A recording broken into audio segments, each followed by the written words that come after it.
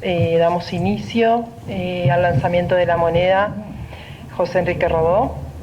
En primer lugar tendrá la palabra el secretario general del Banco Central del Uruguay, el señor Alfredo Alo. Luego el presidente de la Comisión Especial para los homenajes al centenario del fallecimiento de José Enrique Rodó, el senador Rafael Michelini. En tercer lugar, el presidente de la Sociedad Rodoniana, Romeo Pérez Antón, y por último va a tener lugar el magíster y licenciado en filosofía Horacio Bernardo, también por la Sociedad Rodoniana. Tiene la palabra entonces el secretario general Alfredo Alo. Buen día. En nombre del directorio del Banco Central del Uruguay, agradezco a la Sociedad Rodoniana el habernos permitido participar en la conmemoración de los 100 años del fallecimiento de José Enrique Rodó. Rodó ha sido uno de los uruguayos más leídos en el mundo, tal vez más reconocido en el exterior que en el propio Uruguay. Formó parte de la generación del 900 en Montevideo, ensayista, representante del modernismo hispanoamericano.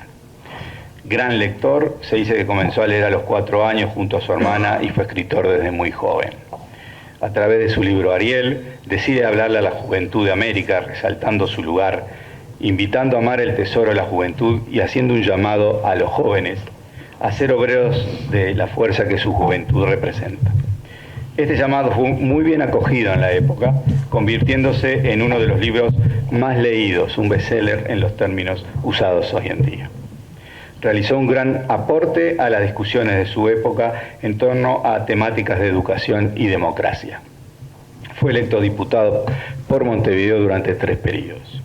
Acompañó la currícula escolar de varias generaciones, donde, a través de la selección de parábolas, aprendimos de un niño que, jugando con una copa de cristal, disfrutaba de crear nuevos juegos a medida que las condiciones o la realidad iban cambiando, aprovechando esos cambios como oportunidad para crear cosas nuevas.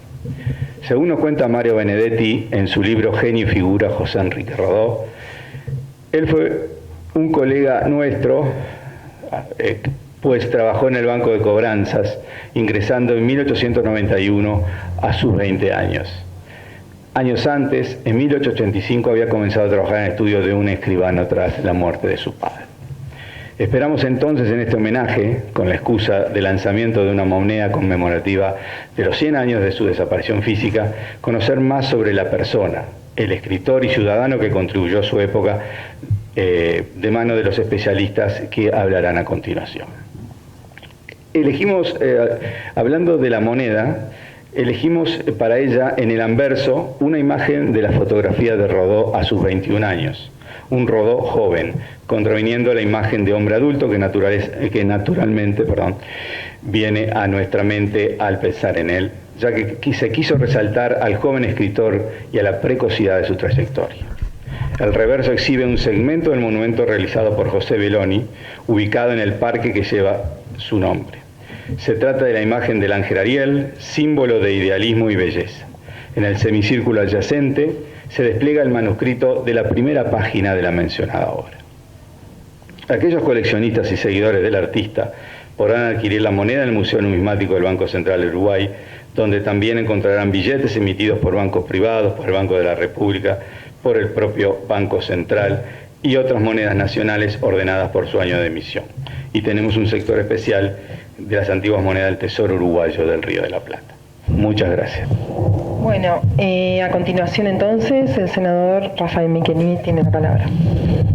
Bueno, estamos llegando casi al final.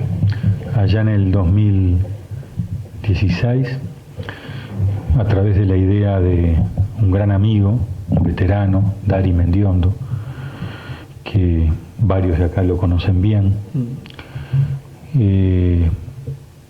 me dijo, se vienen los 100 años de Rodó, del fallecimiento, y entonces tenemos que hacer algo. Y ahí construimos primero la comisión de la Asamblea General, se consensuó que fuera su presidente, llamamos a todas las organizaciones que pudieran de alguna forma estar vinculadas, estatales y sobre todo la sociedad rodoniana. Y ahí empezamos a construir lo que serían una serie de eventos, uno tras otro, que arrancó en marzo con un acto en la Plaza Rodó de la localidad de Rodó, en Soriano. Y a partir de ahí, se dieron la Asamblea General, después hubo cosas que la sociedad rodoniana hizo a nivel de un seminario, una convención, hubo textos, se hicieron cosas por el Ministerio de Relaciones Exteriores, y se fueron sucediendo eventos de todo tipo que recordaban, rememoraban, homenajeaban, traían a nuestro momento a Rodó. Incluso la presentación del libro allá en el Palacio Legislativo y ahora la moneda. Estamos hablando que ese año que habíamos dicho de recuerdo de Rodó fue año y medio, casi 2. Y yo me siento muy orgulloso por la tarea de todos, donde la sociedad rodoniana estuvo al frente de la misma, pero que convertimos esa comisión de la Asamblea General en una especie de comisión homenaje, de hecho, sui generis, donde todos remábamos para el mismo lado, en un abanico político por un lado, de diferentes religiones, de diferentes organismos estatales, de la sociedad rodoniana, que todos, muy uruguayos esto, todos empujamos por homenajear a Rodó. ¿Qué nos queda? Yo creo que nos queda una tarea inmensa que yo no he logrado saber cómo destrabar. Y la dejo pendiente, que no es el homenaje de sus 100 años del fallecimiento, sino es el homenaje que tenemos que reconstruir diariamente. De ese Rodó que fue un faro de la juventud, volver a mostrárselo a los jóvenes. Así sea por pedazos, así sea en las redes, así sea si tuviéramos algunos fragmentos, así sea con algún artista o algún actor o locutor que lo imite con frases. Nosotros tenemos que lograr que en algún momento Rodó vuelva a calar en los jóvenes del Uruguay. Habíamos dicho de que terminada esta instancia, en algún momento esa comisión debería reunirse, ya fuera de libreto, fuera de una articulación formal, aunque lo hiciéramos esa reunión en el Palacio Legislativo o en la sociedad rodoniana. Nosotros tenemos que esa llama que hemos vuelto a prender, o que si estaba prendida le dimos más volumen, ahora nos queda una tarea muy importante, que son los jóvenes. En el Palacio yo transmití que Rodó tenía la sociedad uruguaya tenía una deuda con Rodó, que la tiene con Benedetti, que ahora estaban nombrando. Son dos figuras que en el mundo se los ve de una manera y los uruguayos no terminamos de homenajearlos de la manera que corresponde. Quizás porque los dos tuvieron el pecado de meterse y salirse de la política, y eso generó conflictos o generó circunstancias y problemas que hoy perduran. Pero en el caso de Rodó ya es hora de traerlo de nuevo al Uruguay, ya es hora de entender que es un faro en el mundo, ya es hora de entender que en México los llamémosle así, premios tipo el Oscar del cine se llaman Ariel, y se llaman Ariel por el libro de Rodó. Entonces, en algún momento vamos a convocar, yo sé que difícil me agarren antes del 30 de junio, pero vamos a convocar a una reunión, y mi desafío es, bueno, nosotros tenemos que encontrar la forma que Rodó encontró en conectar con los jóvenes, de cómo conectamos con los jóvenes, con su pensamiento, que no es comprar el pensamiento de Rodó 100%, tenemos que salir en que o estás 100% con Rodó, o si no, estás 100% en contra. Son aportes, son trabajos intelectuales de una inteligencia brutal, son discusiones públicas. Es la intelectualidad uruguaya que se basa el resto de las generaciones, que podemos estar orgullosas de ellas, en los Rodó que hubo. Entonces, culminada esta parte formal, que yo pensé que me iban a regalar una moneda, ya lo he dicho 3 veces, y no hay caso, terminada esta instancia formal, yo creo que nosotros debemos convocarnos para ver que ese fuego por Rodó, de otra manera, con otras circunstancias, con otros formatos, sin tener la fecha de sus 100 años, podamos encontrarles que vuelva a estar en el corazón de los jóvenes uruguayos. Y no lo digo por Rodó, que bien merecido lo tendría. Le digo por los jóvenes, porque los jóvenes serían más ricos intelectualmente si conectan con figuras como la del Rodó.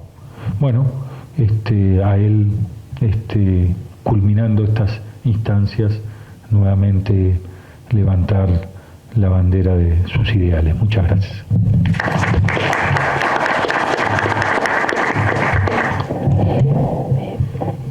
A continuación, el presidente de la Sociedad Rodoniana, Romeo Pérez, tiene la palabra.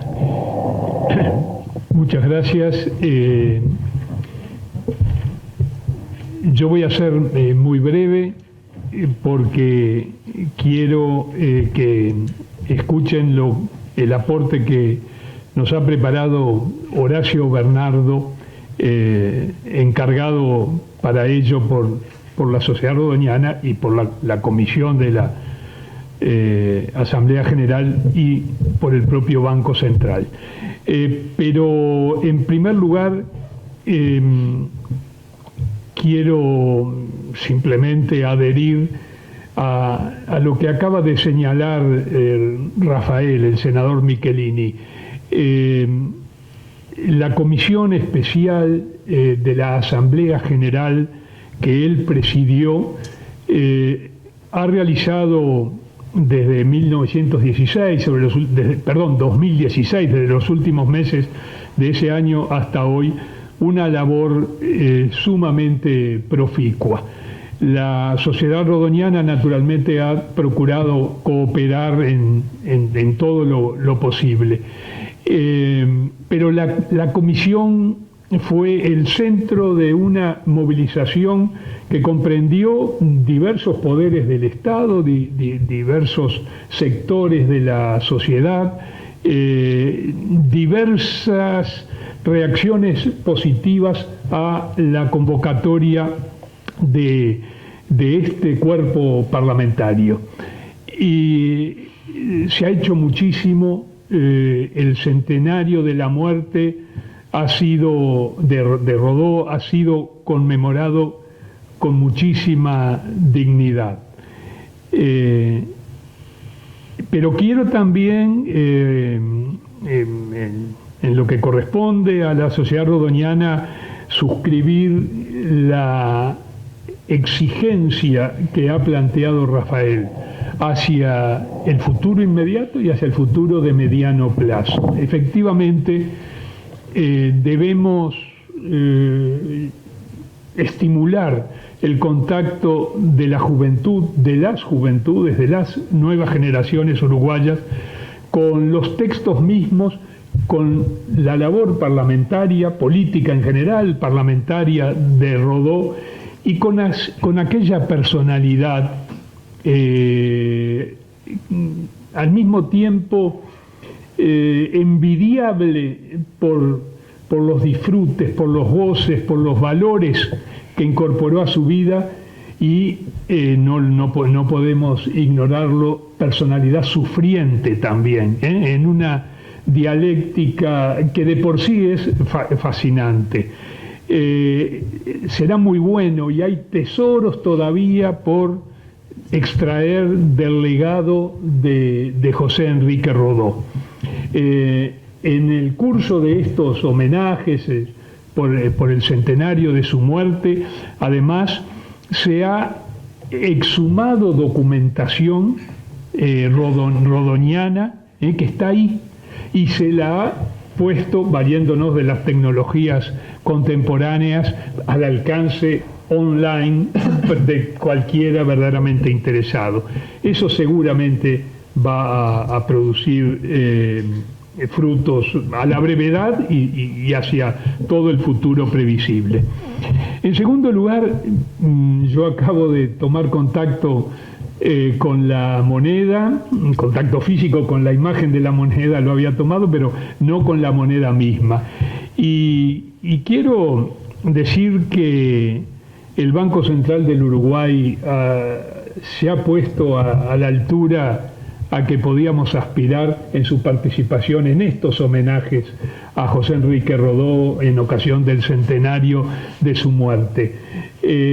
La moneda es hermosa y es noble, y yo quiero subrayar el valor que el representante del Banco Central, el secretario del Banco Central, ha mencionado aquí, la precocidad de Rodó. Lo hemos homenajeado, lo hemos encarado desde múltiples perspectivas en estos 2 años de conmemoración, y ni hablar de cómo se lo ha encarado desde la aparición de sus obras y la proyección de su legado hasta hoy, por una crítica que es mundial, que no es solo, naturalmente, ni uruguaya ni regional. Pero el Banco Central entonces ha encontrado el modo, por decirlo así, de entrarle a Rodó por un sesgo que había sido, no digo ignorado, pero había quedado relativamente marginado, el de la precocidad. Se habló, aquí creo que fue el mismo representante del Banco Central, del bestseller que fue Ariel. Quizás el primer bestseller de la historia latinoamericana. Y en sus dimensiones no tiene precedentes, no tuvo precedentes, porque además fue un fenómeno que se suscita en el propio año 1900 en que aparece, y en el 901, 902, y desde ahí en adelante. Pero digo, fue una llamarada, de inmediato se expandió e iluminó un continente que muy pocas veces se sintió tan unido como ante la convocatoria de Ariel, y por qué no ante la crítica que Ariel contenía a la nordomanía, sin caer tampoco en nacionalismos, aunque sea ampliados, demasiado estrechos, que no los cultivaba José Enrique Rodó. Pero el Rodó precoz, y por eso el gran acierto elegir una imagen juvenil, un retrato del Rodó de 21 años. De modo que no sé, la verdad que nos hemos congregado para un acontecimiento muy, muy grato, pero bueno, ir evaluándolo en los distintos significados que conlleva. Muchísimas gracias.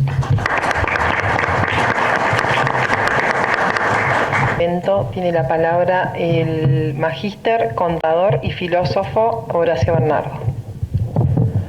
Bueno, buenos días. Muchas gracias por la invitación y por la emisión de esta moneda conmemorativa en virtud de los 100 años de la muerte de Rodó. Yo quisiera comentar algunos aspectos sobre la vida y la obra de Rodó vinculados justamente a la emisión de esta moneda. Y a mí me parece que es interesante destacar 2 aspectos en ese sentido.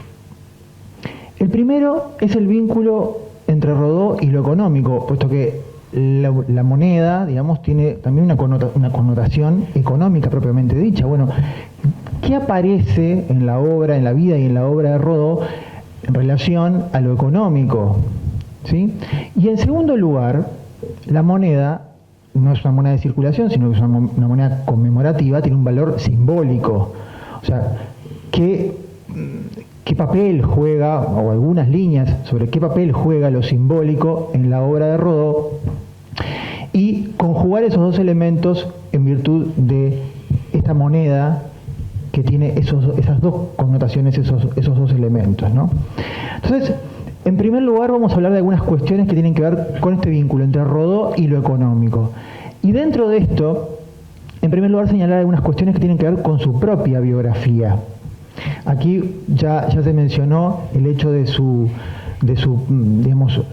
participación en el Banco de Cobranzas en 1891. No hay muchos más datos acerca de esa participación, pero sí que tienen que ver, en primer lugar, de que Rodó tampoco no es, ya desde el inicio de su vida, un poquito para romper esa imagen de Rodó preocupado por los altos ideales, pero desligado de lo económico, de la actividad material. Ya desde su propio trabajo, un poco obligado también a partir de la muerte de su padre, él tuvo que desde muy joven dedicarse a la actividad laboral. Bueno, ahí ya comienzan a verse algunos puntos.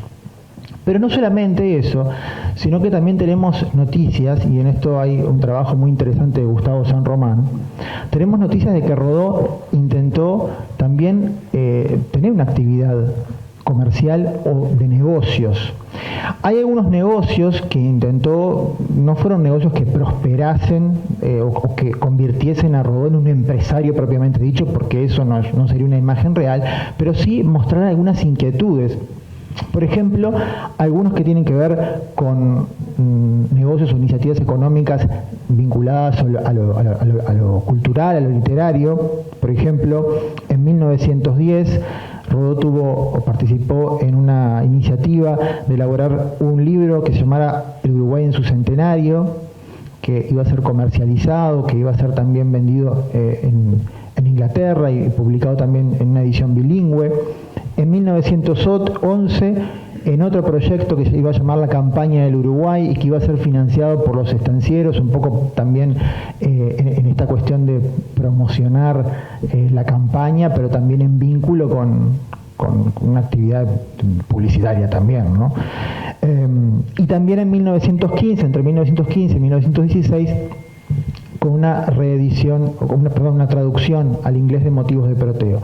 Pero no solamente vínculo con negocios que tienen que ver con lo cultural, sino que también que tenían que ver con otras cuestiones. Entre ellas, en 1897 tuvo una iniciativa de abrir una empresa llamada Amambay, que iba a importar yerba mate, café y té de Paraguay.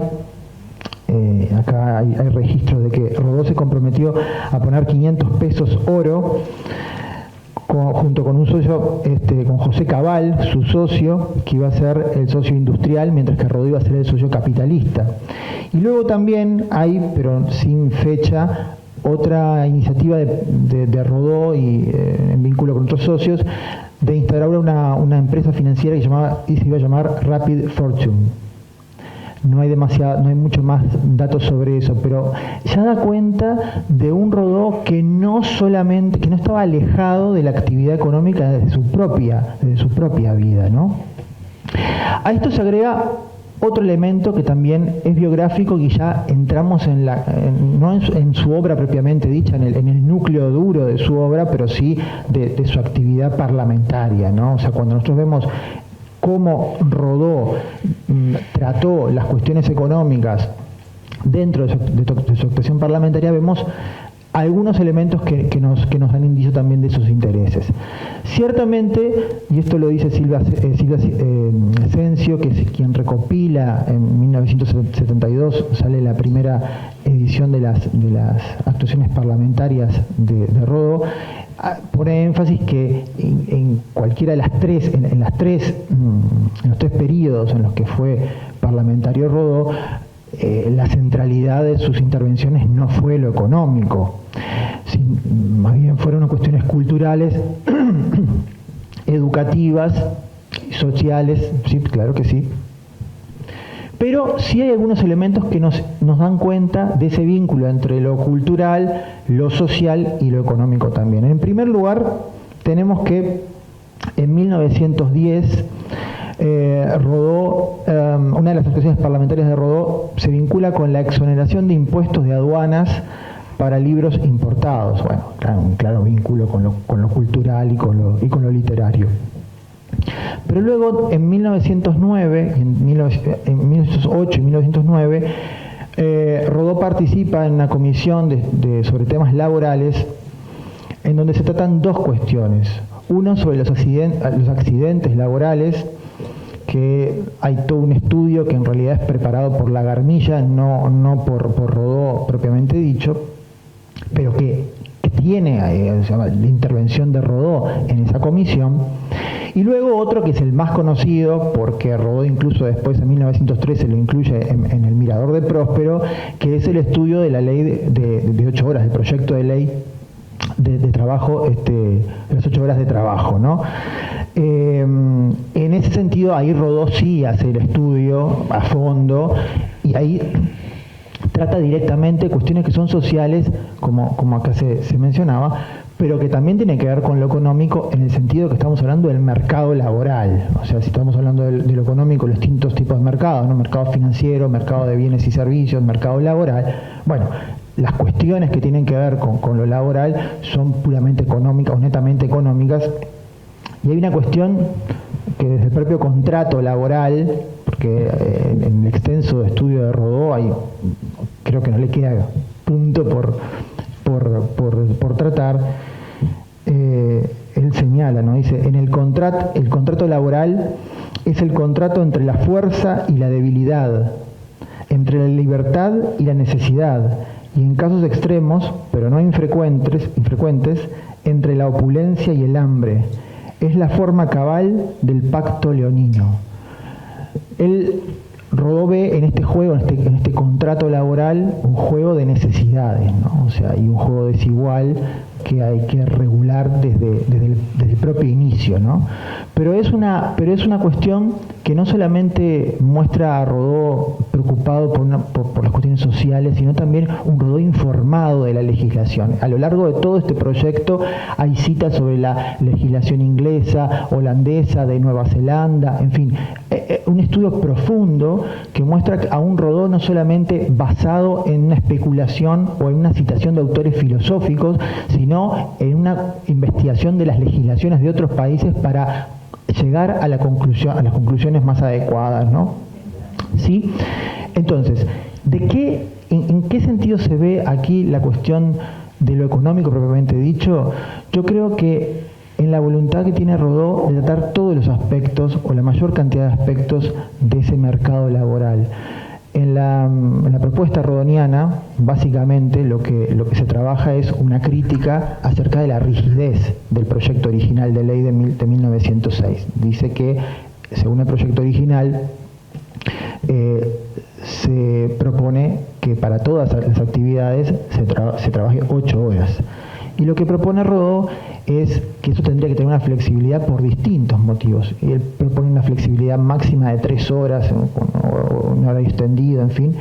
Y toma distintos elementos. Por ejemplo, los distintos rubros, y toma un capítulo del estudio sobre eso, las cuestiones safrales, el trabajo rural, el trabajo de la mujer, el trabajo infantil, el trabajo nocturno.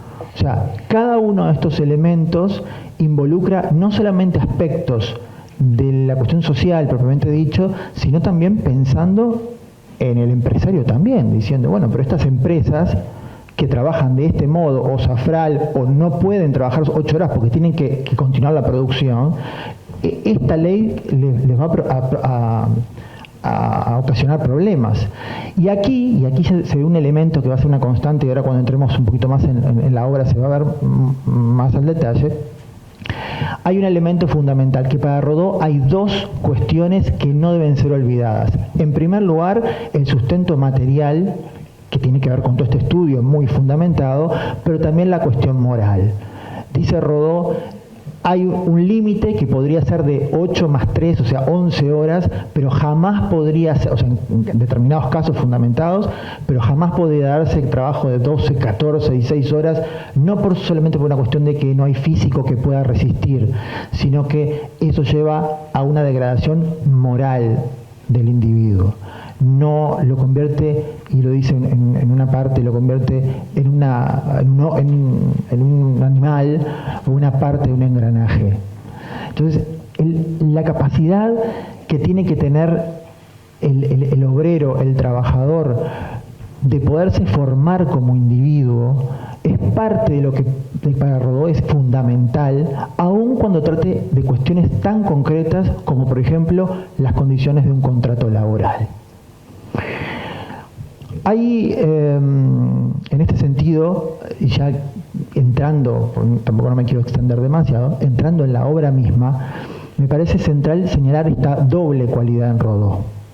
Sobre todo para derribar un posible mito de que Rodó tiene una visión negativa de lo económico o de lo material, que podría darse ese prejuicio si uno se amparase en ciertas citas de Ariel o de la crítica a Estados Unidos, al utilitarismo, al materialismo, en fin. No, en Rodó siempre hay una combinación entre esos dos aspectos, entre lo material, la necesidad, el sustento económico y también el desarrollo espiritual y moral, ¿no? El poderse desarrollar como ser humano. Ya entrando en su obra, a mí me gustaría destacar 3 aspectos que tienen que ver en este vínculo entre Rodó y lo económico, pero antes de eso solamente mencionarles el contexto en el que se da este vínculo. Nosotros tenemos que tener en cuenta que la obra de Rodó a principios del 900 se encuentra en un ambiente filosófico que intenta sintetizar 2 grandes corrientes de pensamiento filosófico, pero que también son 2 grandes corrientes de construcción de país.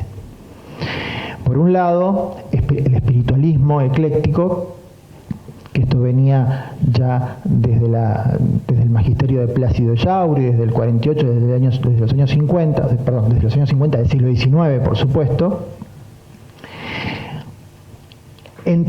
con la influencia de Víctor Cousin, el manual de Jerusé, en fin, que eso había dado una forma de concebir el país o de construcción de ese Uruguay que se estaba formando a partir de principios, a partir de valores rectores, ¿no?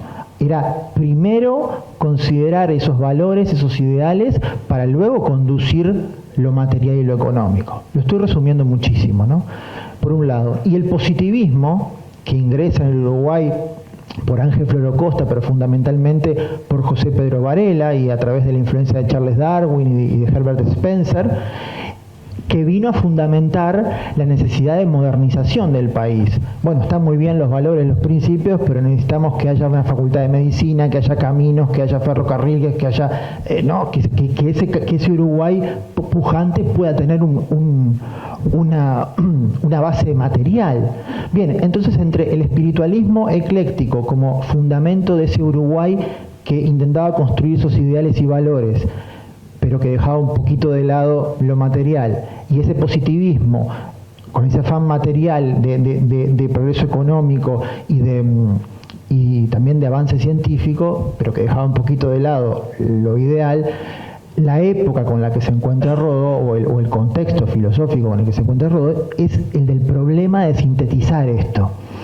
Hay una cita en uno de los textos del Mirador de Próspero, que se llama Rumbos Nuevos,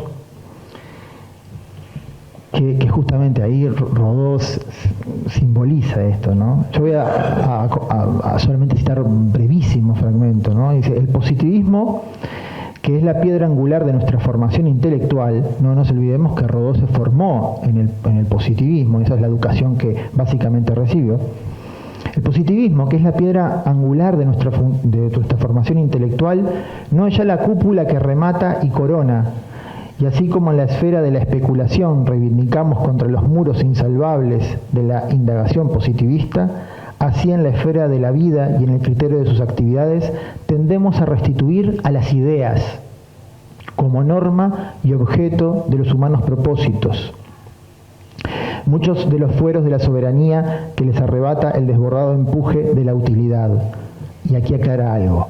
Solo que nuestro idealismo no se parece al idealismo de nuestros abuelos, los espiritualistas y románticos de 1830, los revolucionarios y utopistas de 1848. Se interpone entre ambos caracteres de idealidad el positivismo de nuestros padres. O sea, ¿cómo combinar estos dos elementos, ¿no? O sea que ya desde su ambiente filosófico hay una cuestión de que Rodó no puede ignorar lo material y entre ellos la cuestión económica, totalmente emparentada con esto, ¿no? Bueno, ¿cuáles son los tres aspectos que me gustaría señalar de este vínculo entre Rodó y lo económico, lo material? El primer aspecto, el que tiene que ver con el encare o el punto de vista que le da Rodó a lo económico desde el punto de vista de la supervivencia. Hay una cuestión que es hasta de sentido común. Lo económico y lo material es fundamental, puesto que si no tenemos eso, no hay idealidad que pueda ser, no hay perfeccionamiento moral, no hay nada, porque el ser humano es un cuerpo que necesita cotidianamente vivir un día más. Hay algunos textos, alguno un poquito biográfico, o más cercano a su actividad, que tiene que ver con la actividad del escritor, ¿no? En Impresión de un drama, en El Mirador de Próspero, habla justamente de estas cuestiones económicas. Dice, por ejemplo, el problema económico de las letras no se diferencia, pues, modernamente del relativo a cualquier industria o trabajo que se apoye en la demanda común. Él habla un poco, y acá el profesor Leone también estuvimos conversando sobre este tema. Él señala, ¿no?, la diferencia entre el escritor del pasado, que dependía de un mecenas, y el escritor del presente, que depende del público, de la venta de sus ejemplares, en fin, ¿no? Bien, ya ahí muestra como una primera aproximación. Pero hay otras citas que también hablan de lo mismo, pero que no son tan críticas en relación a lo material, sino que muestran cómo se da este vínculo entre el idealismo y lo material.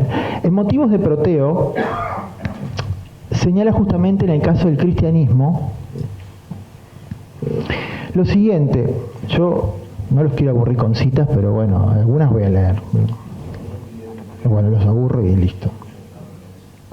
Miren lo que dice en Motivos de Proteo.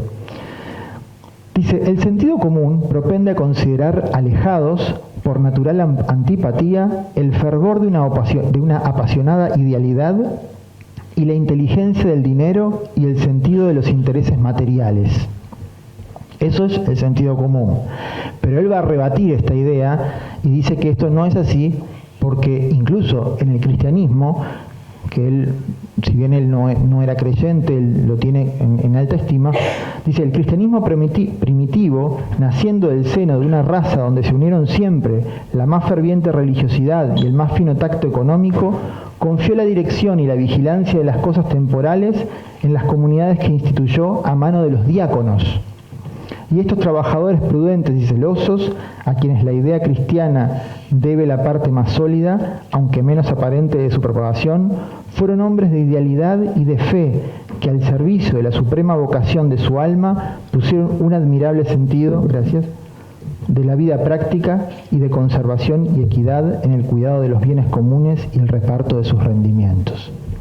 ¿No? Acá poniendo un ejemplo en el cristianismo mismo, ¿no? O sea, cómo esa cuestión que tiene que ver con la supervivencia, con el mantenimiento individual y también de la institución, no rompe el vínculo con la cuestión del idealismo. Y hay un argumento o un pasaje quizás más fuerte aún, que está en el propio Ariel. Cuando Próspero les habla a los discípulos, ustedes saben que Ariel es una gran disertación de Próspero, ese maestro que le habla a la juventud de América, en la imagen de esos muchachos que están allí escuchando al maestro, y él les dice lo siguiente: en relación al sustento y al perfeccionamiento moral. Dice, en la antigua Grecia había un concepto que se llamaba el ocio noble.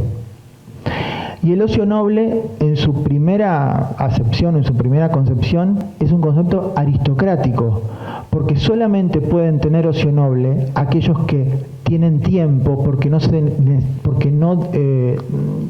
deben dedicarse a las actividades económicas, entendiendo actividad económica como aquellas que son necesarias para la subsistencia. Pero dice, pero eso es en la antigua Grecia. Pero nosotros no podemos hacer esa división. Y le dice, tomen el ejemplo de Cleanto o Cleantes. Y Cleantes es un discípulo de Zenón de Sitio, que es el fundador del estoicismo, que siempre estudió filosofía y se perfeccionó moralmente a la par que tuvo que trabajar duramente. Y dice, ustedes tienen que ser como Cleanto. No hay una separación entre la idealidad y la materialidad. A la par que se sobrevive, es al mismo tiempo que uno se perfecciona moralmente y crece como ser humano.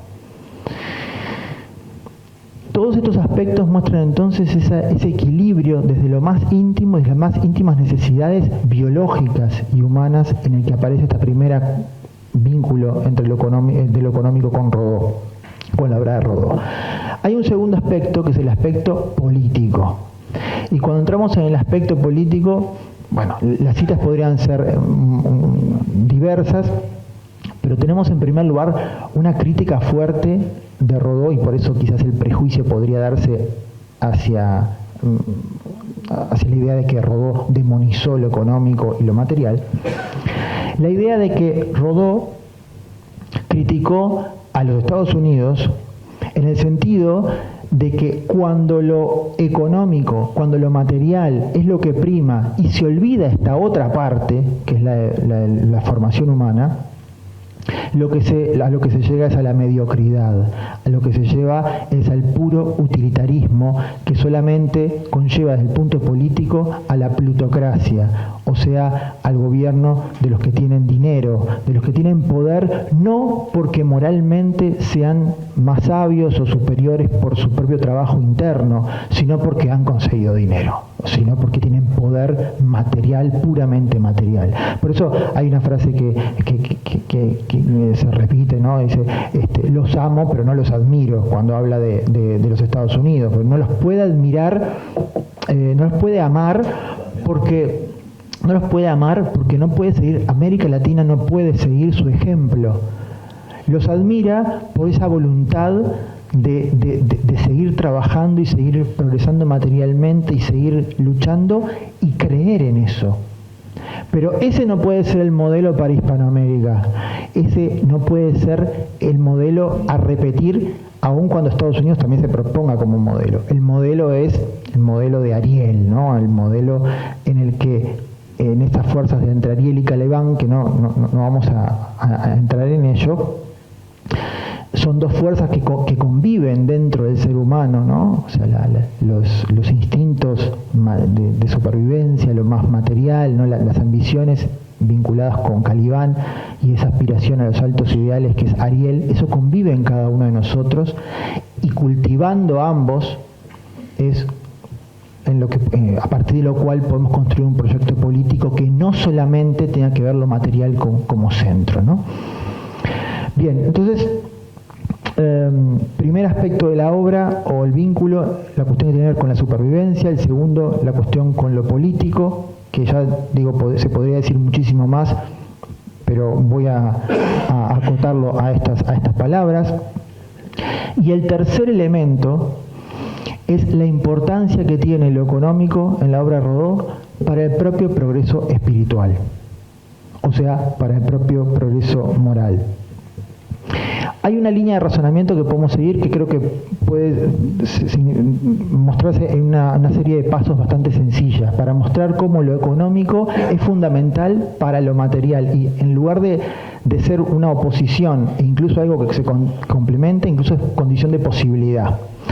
Rodó dice lo siguiente: para no caer en el puro utilitarismo, para no caer en una sociedad, una democracia de la mediocridad y la plutocracia, es necesario que las personas puedan perfeccionarse moralmente, que todos podamos recibir una educación equitativa, no solamente como profesionales de un área, sino también como seres humanos, para que de entre todas esas personas con la misma oportunidad de educación, puedan surgir aquellas personas que sean los mejores y que sean nuestros gobernantes. Ese es el proyecto rodoniano, ¿no? Una aristarquía, el gobierno de los mejores, pero no el gobierno de los mejores porque tuvieron mejor acceso a la educación porque tenían más dinero, no. Un gobierno de los mejores entre aquellos que han tenido las mismas oportunidades de educarse moralmente y como profesionales también. Por lo tanto, para que pueda ser posible esto, es necesario poderse reformar moralmente, y Motivos de Proteo habla de todo esto. Para que esto sea posible, cada individuo debe poder hallar su vocación, o sea, encontrar aquello para lo que es apto y puede dar con amor hacia los otros. Así lo define Rodó en varias partes de yo tengo las definiciones incluso.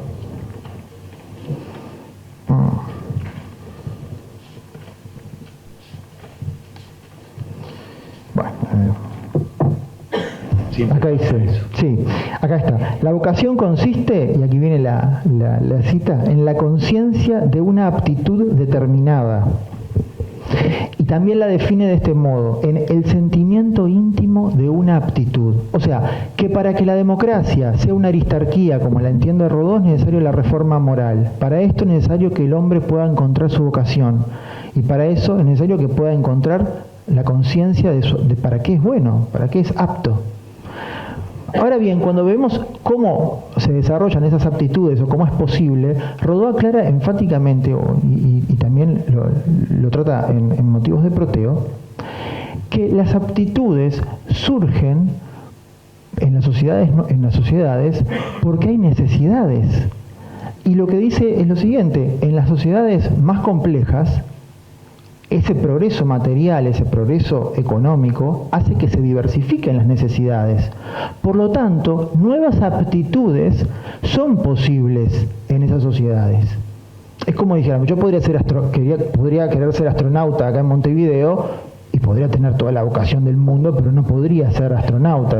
Para poner un ejemplo quizás un poco burdo, pero lo que dice Rodó es esto, que el progreso material hace que se complejice la sociedad y que puedan aparecer nuevas aptitudes, nuevas vocaciones y nuevas formas de darse amorosamente a esa sociedad. Hay en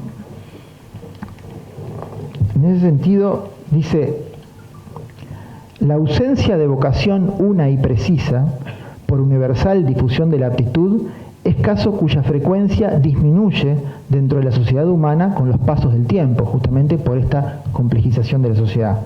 A medida que las sociedades avanzan y que su actividad se extiende y multiplica, como el árbol que crece, dando de sí ramas y ramúsculos, es ley que la vocación individual tome una forma más restringida y concreta. Nacen las vocaciones personales en el momento en que el hombre primitivo deja de bastarse a sí propio y empieza correlativamente a ser útil y necesario a sus semejantes. Se entiende que para que esto sea posible es necesario que esa sociedad avance también materialmente. Dice, y al compás que las necesidades de las generaciones aumentan con ellas los modos de aptitud. Y con los modos de aptitud que plasman y adiestran en el tiempo el genio de una raza, la tendencia a trocarse en predisposición innata e instintiva, en vocación verdadera, cada nueva y más prolija variedad que el natural progreso determina en el desenvolvimiento de las aptitudes humanas. Y aquí habla de economía, pero lo dice metafóricamente, lo aclaro. Dice, una economía infalible provee a toda sociedad y generación de los obreros que para cada uno de sus talleres necesitan y tales como los necesitan. ¿No? Se ve aquí no solamente el vínculo que hay entre estos dos elementos, sino que lo material es condición de posibilidad para lo espiritual también. O sea, no hay posibilidad de desarrollo de formación humana en una sociedad que no tiene una variedad, un ramillete, digamos, de posibilidades para que nos podamos desarrollar. Por lo tanto, estos tres elementos, la economía vinculada con la supervivencia, con lo más instintivo, la economía en su cariz político, las críticas a Rodó y el proyecto rodoniano vinculado con este vínculo entre Ariel y Calibán, y también lo económico como condición de posibilidad de lo propiamente espiritual. Quisiera finalizar simplemente con la segunda connotación de la moneda que había anunciado al inicio, que es lo simbólico. Y solamente decir dos palabras, porque aquí se podría abrir todo un capítulo extensísimo en Rodó, incluso mucho más extenso que la cuestión económica en sí, porque para Rodó lo simbólico era muy importante, ¿no? El tema, bueno, la influencia de Carlyle, ¿no? El tema de los héroes, el tema de lo que, claro, lo que necesita, lo que para Rodó significaba el hecho de tener símbolos ideales que podamos, que pudiésemos ver, ¿no? Que pudiésemos identificarnos. Creo que el ejemplo más notorio en la obra de Rodó es el caso de la polémica ¿no? por los crucifijos, ¿no? en 1906, que él recogió el liberalismo y jacobinismo, la polémica con Pedro Díaz por la retirada de los crucifijos de los hospitales, ¿no? En el que Rodó, y aclaro nuevamente, sin ser creyente, señalaba enfáticamente la necesidad de mantener esos crucifijos porque Jesús era el símbolo de la caridad en Occidente para Rodó, o sea, símbolo del amor, ¿no? Estamos hablando de eso, ¿no? Entonces, cuando hablamos de símbolos, y en ese sentido la moneda es un símbolo, creo que eso también nos invita a reflexionar qué simboliza Rodó para nosotros, porque él se ha transformado en un símbolo para nosotros desde hace tiempo, pero continúa haciéndolo. Yo creo que en ese sentido, al menos me atrevo a decir que hay dos aspectos. En primer lugar, la necesidad o símbolo de esa idealidad, de esa necesidad de pensarse y de formarse interiormente como ser humano. Rodó simboliza esa necesidad, ese vínculo con nosotros mismos desde el punto de vista práctico, en el sentido de que nosotros podemos pensarnos y formarnos a nosotros mismos, no por una cuestión puramente individual, sino porque también en ese trabajo nosotros estamos trabajando por la sociedad también. Y en segundo lugar, creo que simboliza un modo de entender la democracia. Un modo de entender la democracia en relación a lo educativo, en relación a ese gobierno de los mejores, en ese sentido entendido, no una aristocracia, una plutocracia, sino ese gobierno de los mejores, humanamente mejores, ¿no? Esa democracia profunda, vinculada con lo colectivo, pero también con el trabajo individual. Quisiera finalizar con una cita que está en un lugar clave, creo yo, de la obra de Rodó, que es el final de Ariel, donde justamente habla de una moneda, y por eso me pareció interesante señalarlo, y aparte por su valor simbólico también, ¿no? Dice, ya Próspero finalizando, dice, y refiriéndose a la estatua de Ariel, ¿no? Al símbolo, dice: aún más que para mi palabra, yo exijo de vosotros un dulce e indeleble recuerdo para mi estatua de Ariel. Yo quiero que la imagen leve y graciosa de este bronce se imprima desde ahora en la más segura intimidad de vuestro espíritu, ¿no? El tema de lo simbólico. Y aquí viene una imagen donde Próspero habla de pasearse por un museo donde hay una colección de monedas, justamente, ¿no? Dice: recuerdo que una vez que observaba en el monetario de un museo, provocó mi atención en la leyenda de una vieja moneda la palabra esperanza, medio borrada sobre la palidez del oro. Considerando la apagada inscripción, yo meditaba en la posible realidad de su influencia. ¿Quién sabe qué activa y noble parte sería justo atribuir en la formación del carácter y en la vida de algunas generaciones humanas a ese lema sencillo, actuando sobre los ánimos como una insistente sugestión? Yo creo que a partir de esta moneda como un valor simbólico, creo que esa palabra esperanza vuelve a imprimirse y vuelve a poner a Rodó como un símbolo entre nosotros para que podamos tomarlo como ejemplo y como guía. Muchas gracias.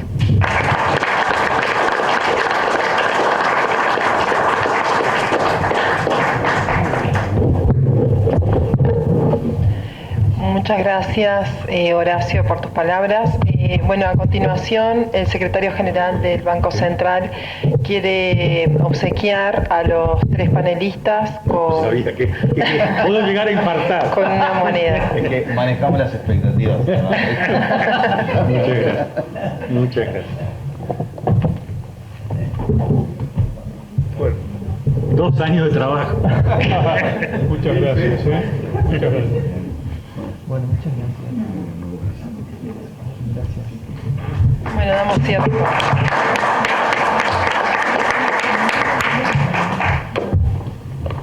Bueno, agradecemos a todos por habernos acompañado en este momento y bueno, hasta la